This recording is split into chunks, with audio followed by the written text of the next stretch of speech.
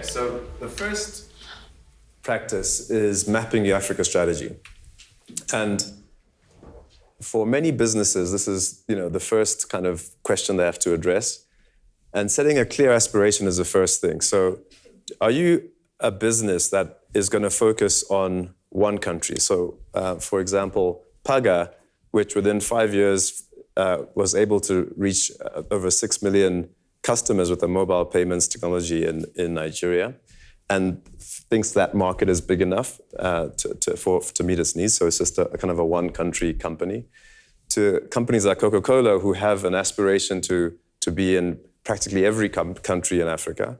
Yes, they have 10 or 15 countries that they prioritize because they're bigger markets, but they're obviously ubiquitous. Or something in between, and the in-betweens are more common. Companies that choose, be it 5, 10, 15 markets that are important to them for whatever reason. And one thing we have seen, I think the story of Sanlam and Saham is pretty interesting. So I think Sanlam has now joined the likes of MTN, SAB, to some degree ShopRite, of a South African company that has really had a reasonably successful time mapping its strategy in Africa. And it all started, I think, with Saham, which began in Morocco as a small insurance company around 2005, which in itself had its own aspiration to grow across Africa. They started by expanding into Francophone West Africa because their managers spoke French, and they found that a region they could operate in with some familiarity. And then after some time, they started to go further afield to the likes of Angola, as far as Madagascar. And they quickly grew into one of these $1 billion revenue companies that we mentioned previously, within a period of about 10 years from a standing start. And of course, Sanlam was also pursuing its own Africa expansion strategy from Southern Africa, eventually merged with Saham, and which culminated in a $2 billion acquisition, to now create really the first truly African or Pan-African insurance company on the continent. So this first step of the first practice of mapping your Africa strategy is a key one, and there's many different ways that we see companies exercising it. Then once you've done that, you have to figure out how you're going to innovate, right? And throughout the book, you're going to find a ton of examples of companies that innovated, whether it's in products, in services, in business models.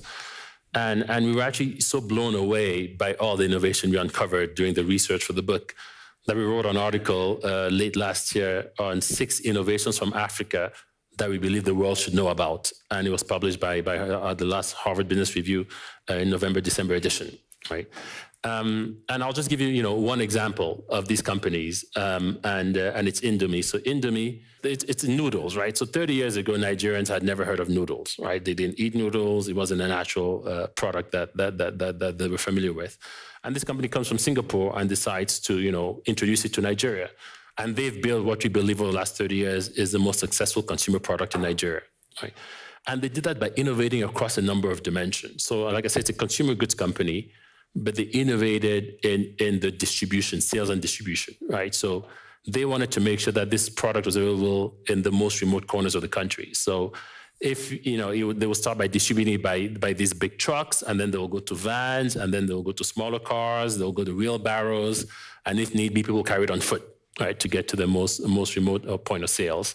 And they actually did such an amazing job on just distributing the product that when Kellogg, the American company, wanted to enter Nigeria, they actually carved out that sales and distribution business. And this is, again, for a consumer goods product company. They carved out the sales and distribution business, and Kellogg paid $450 million for half of that business because they wanted to use that distribution channel to offload their products, right? Then they also innovated on just the food manufacturing business, right? They changed the taste and made the taste more palatable to the Nigerians. And again, on the back of that, Kellogg then ponied up another $420 million just for the food business here, right?